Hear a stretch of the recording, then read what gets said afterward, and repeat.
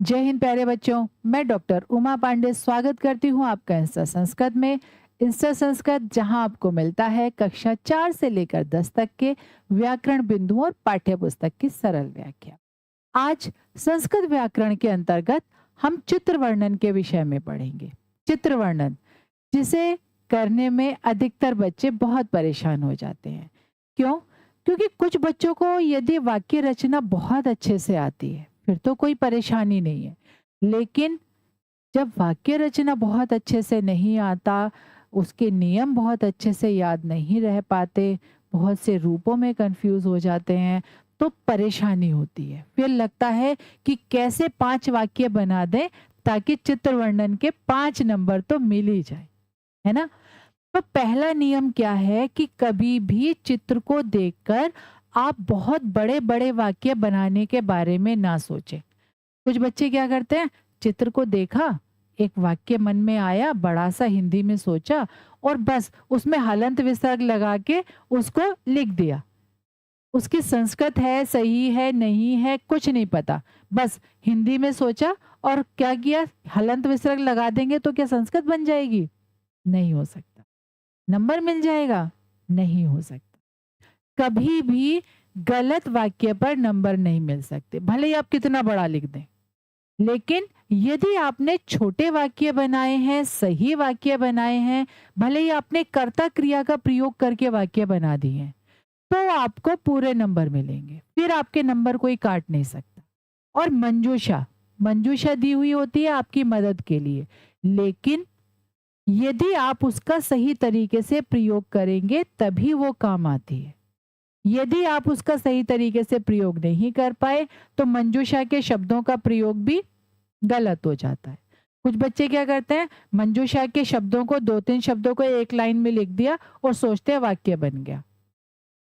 नहीं हो सकता। तो आइए इस चित्र की सहायता से कोशिश करते हैं चित्र वर्णन को सीखने की। जब भी कोई चित्र आपके सामने आता है तो पहला वाक्य हम इसलिए बनाते हैं उसके बारे में बताने के लिए। पहला वाक्य में हम उसके बारे में बताते हैं। क्या? जैसे इस चित्र को देखें तो ये चित्र मुझे एक समुद्र तट का चित्र लग रहा है। आपको भी लग रहा है? मुझे भी लग रहा है। तो समुद्र तट, है ना? तो क्या होगा, पहला वाक्य क्या होना चाहिए? इस चित्र में एक समुद्र तट है ना? तो संस्कृत क्या बनेगी? अस्मिन् चित्रे।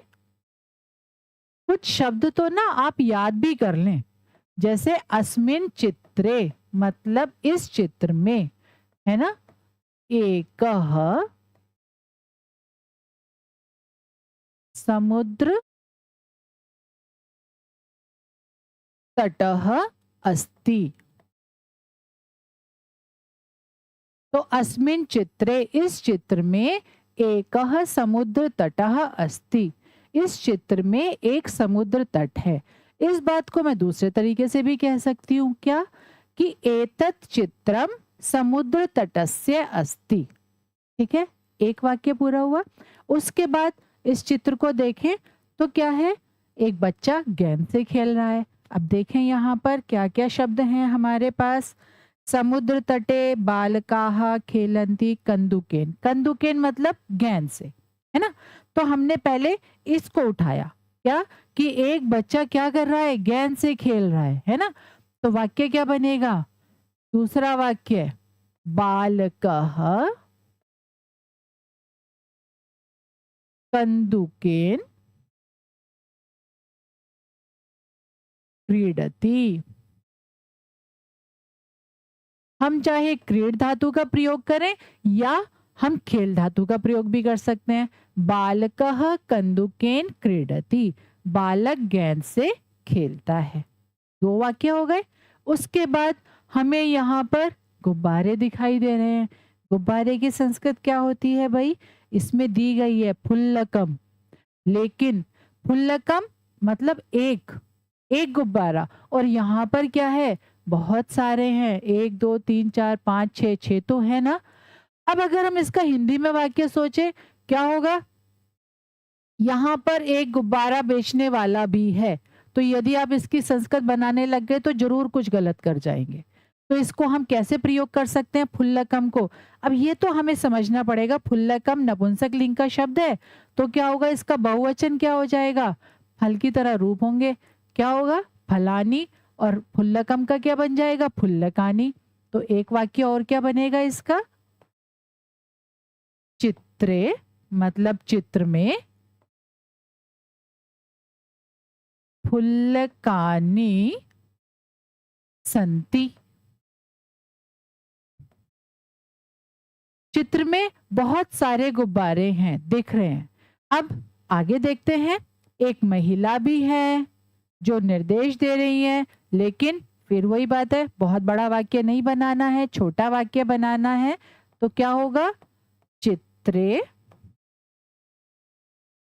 एका महिला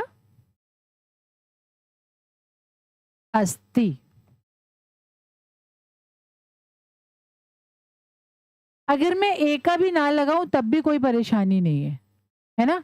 तो चित्रे महिला अस्ति, चित्र में एक महिला है, अपने आप ही पता चल रहा है, महिला मैंने एक वचन में प्रयोग किया है। उसके बाद मैंने देखा यहाँ पर कोई नाव भी चला रहा है, नौका भी है, और अगर मैं यहाँ ढूंढूं तो यहाँ पर भी नौका शब्द दिया हुआ है। तो एक वाक्य और मिल गया मुझे, क्या? चित्रे नौका अस्ति, है ना? इसी तरह से आगे देखें, एक दुकान भी है ना? एक दुकान भी हमें दिख रही है, और दुकान की संस्कृत क्या होती है? ढूंढते हैं, यहाँ पर शायद दी हुई हो। आपणः, आपणः माने दुकान। तो अगला वाक्य देखिए, 5 वाक्य बन चुके हैं। अगला वाक्य क्या होगा? चित्रे आपणः अस्ति। यहाँ पर आपणिक शब्द भी दिया हुआ है, आपणिक मतलब दुकानदार। हम ये भी कह सकते हैं कि चित्रे आपणे एकः आपणिकः अस्ति, मतलब चित्र में दुकान पर एक दुकानदार है। लेकिन फिर वही बात, यदि आपको वाक्य रचना आसानी से आती है, बहुत अच्छे से आती है, तब तो आप इसके जो मर्जी वो वाक्य बना लें। लेकिन यदि नहीं आती है तो शब्दों का प्रयोग बहुत सोच समझ कर करें, ठीक है?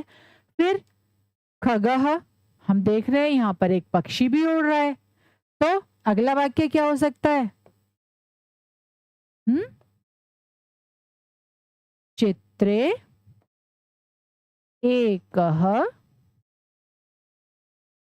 खगः अस्ति। चित्रे एकः खगः अस्ति, है ना? और वृक्ष भी दिख रहे हैं यहाँ पर, बहुत सारे, 1 2 3 4 5। और यहाँ पर यदि हम देखें तो देखिए, वृक्षाः सन्ति, है ना? तो ये तो अपने आप में ही वाक्य है, क्या होगा? चित्रे वृक्षाः